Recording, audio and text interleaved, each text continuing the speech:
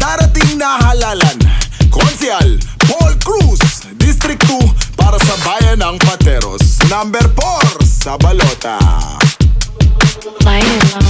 Kasangga ng kabataan at ng mga nasanglaylayan. Siya'y aktibo, progresibo na magsisilbi sa bayan.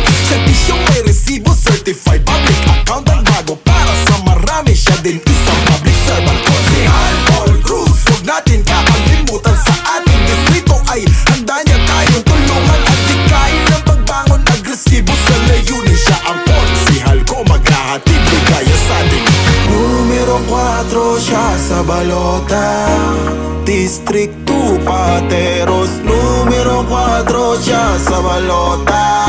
Ating ialal, ating ialal. Konsehal Paul Cruz, Konsehal Paul Cruz, Konsehal Paul Cruz.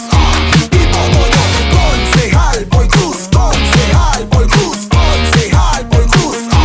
Ipoboto, Konsehal Paul Cruz. Huwag natin kakalimutan, sa ating distrito ay handa niya tayong tulungan at likayin ng pagbangon. Agresibo sa layunin, siya ang konsehal ko, maghahatid ligaya sa ating numero 4 siya sa balota.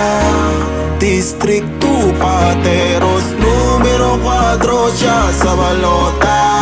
Ating ialal, ating ialal. Konsehal Paul Cruz, Konsehal Paul Cruz, Konsehal Paul Cruz.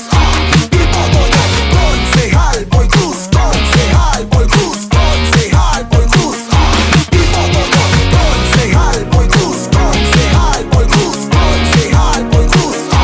Ipoboto, Konsehal Paul Cruz, Konsehal Paul Cruz, Konsehal Paul Cruz. Ipoboto.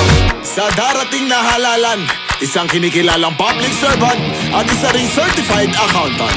Tumatakbo bilang konsehal sa District 2 Pateros.